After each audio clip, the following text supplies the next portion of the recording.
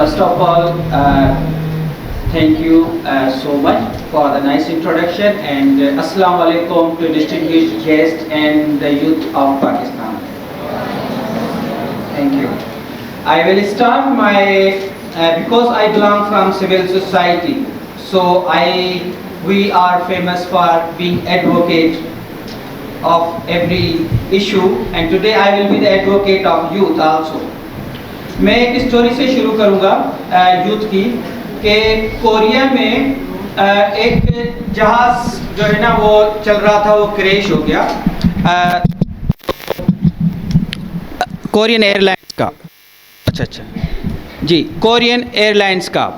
तो चूँकि मैं स्टोरी को शॉर्ट कर रहा हूँ and the reference is Malcolm Gladwell's book Outliers, तो वो उस पर रिसर्च की गई कि भाई उसका रीज़न क्या था।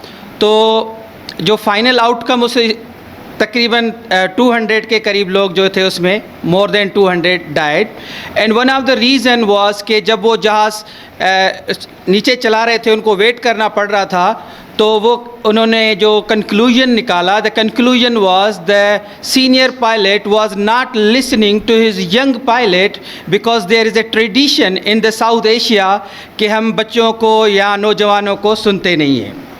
So this is a short story. Then coming to diversity, what is diversity? हम पाकिस्तान में डाइवर्सिटी में समझता हूँ इससे अच्छा मुल्क कौन सा हो सकता है जिसमें इतनी डाइवर्सिटी हो।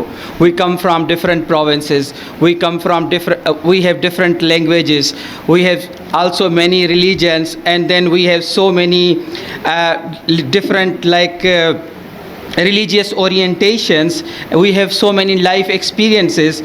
तो ये सारी जो डाइवर्स नेशन है या डाइवर्स कैरेक्टरिस्टिक्स हैं, दैट इज़ कॉल्ड डाइवर्सिटी।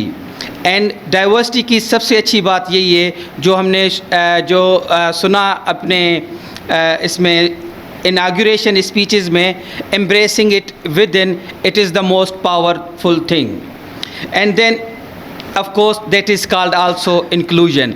तो जब भी डाइवर्सिटी की बात आती है, इंक्लूजन की बात आती है, एंड देन टॉलरेंस।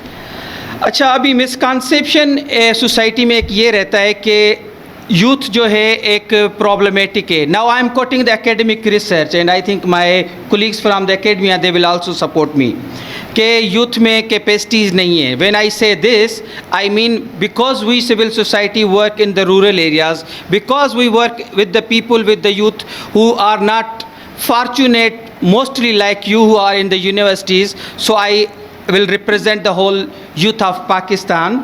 तो ये एक हमारे सोसाइटी में अजीब सा एक कश्मकश है नौजवानों के लिए। And then on the other hand we are one of the youngest nation in the world. अच्छा, उसके अलावा जैसे हमें पता है we are living in a very polarised world. अदम बर्दाश्त, हम बर्दाश्त की बात करते हैं, वही अदम बर्दाश्त हम देखते हैं टीवीज़ में। जो इंटॉलरेंट टेलीविज़न प्रोग्राम से they have the high ratings, और अभी हम देख रहे हैं कि जैसे नौजवान जो है ना वो होपलेस हैं। तो जैसे मैंने कहा कि I am the advocate of youth, and why this is happening, let me give you some statistics. ये क्यों हो रहा है? Because we don't have a system thinking on the youth diversity and inclusion in the national organizational platforms. How?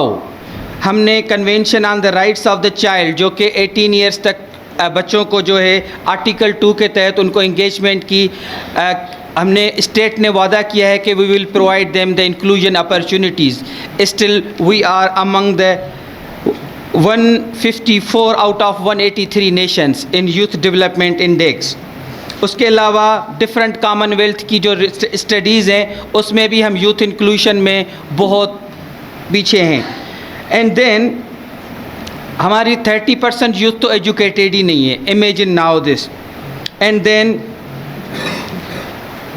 हमारी society में नौजवानों के लिए इंफ्रास्ट्रक्चर क्या है? How the academia is playing with the youth engagement, inclusion and diversity. क्यों नौजवान जो इतने बेहतरीन है वो बैक बेंचेस पे जाके बैठते हैं? Because they are not linked with the inclusion.